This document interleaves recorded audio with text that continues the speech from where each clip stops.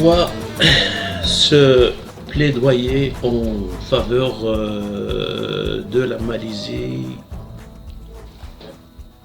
J'avais séjourné en France entre 1975 et 1977 en tant qu'étudiant et dans un temps où il était très facile pour un Marocain d'y entrer, même sans visa, d'y travailler et de s'y établir définitivement.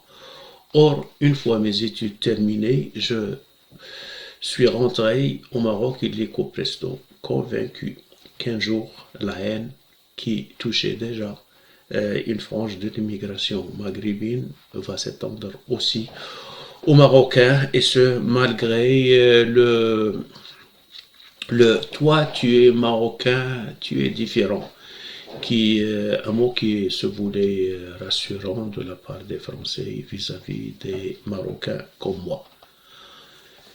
En 1986, je découvrais le Canada par hasard, presque, suite à une formation de 5 semaines environ en milieu de travail au service hydrographique du Canada à Ottawa.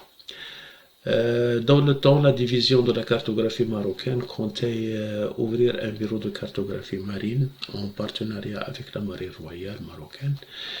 Et nous avions décidé de profiter de l'expérience de certains pays amis, dont la France, le Canada et les États-Unis, dans ce domaine-là.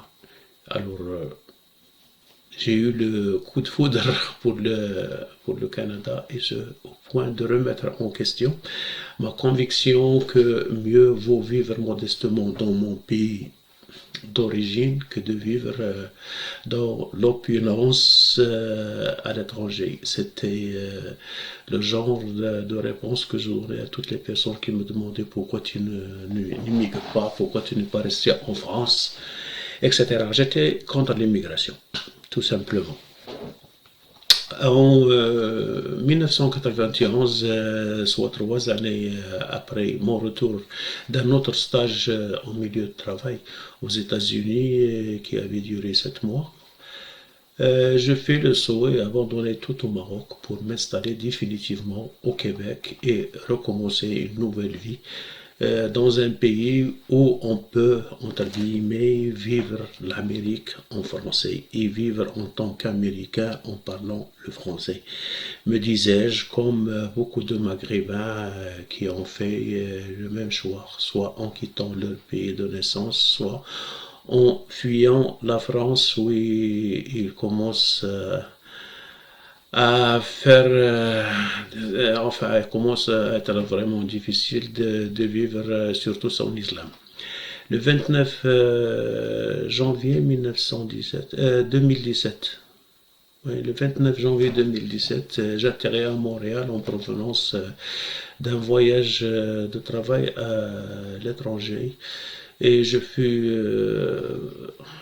sidéré en apprenant la tragédie entre le chemin entre l'aéroport et la maison, d'apprendre que enfin il y avait un terroriste d'origine québécoise, malheureusement, qui est rentré dans la grande mosquée de Québec et qui a ouvert le feu sur les gens en train de faire leur prière. Et de me demander sur le coup où est passé mon Canada, celui avec qui je suis tombé en amour dès le premier regard en 1986. Les choses commencent à changer sérieusement. Enfin, c'est l'impression qu'on a avec aussi tous les débats. Pratiquement, il ne se passe pas une année où il n'y a pas un débat sur l'islam qui touche les musulmans résidant au Canada en général et au Québec en particulier. Bon, le 20 mai 2018, j'atterris à Kuala Lumpur en plein Ramadan pour un séjour d'environ 2 semaines. Je découvre des mosquées côtoyant des temples hindous et des temples chinois.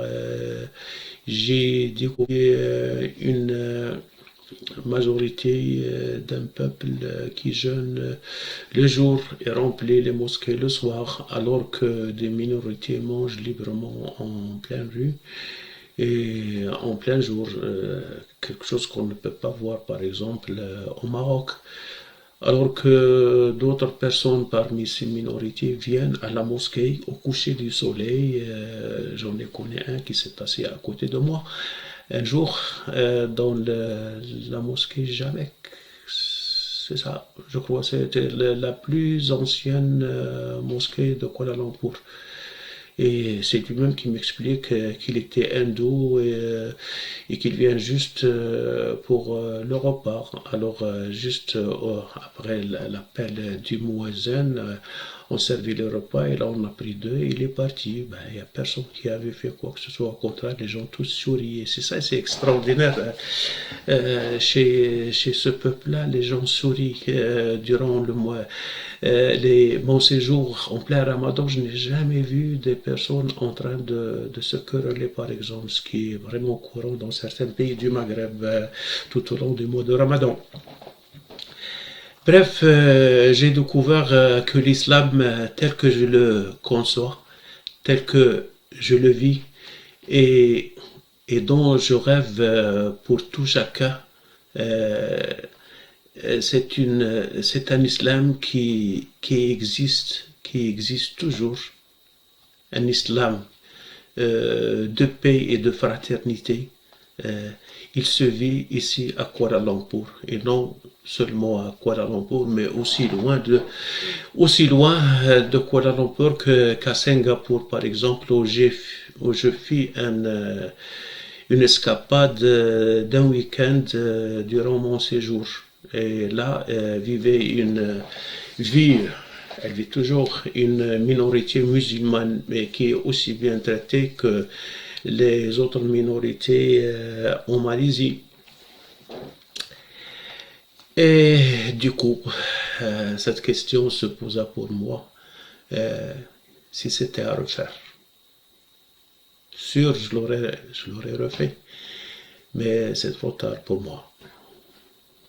Je n'ai plus le temps ni la force de tout remettre en question. Il ne me reste que le temps de prêcher, de crier haut et fort mes convictions, et qui sait, quelqu'un pourra aller au-delà de la question et plier bagage. Merci de m'avoir écouté et à la prochaine. Et bon Ramadan à ceux qui le font.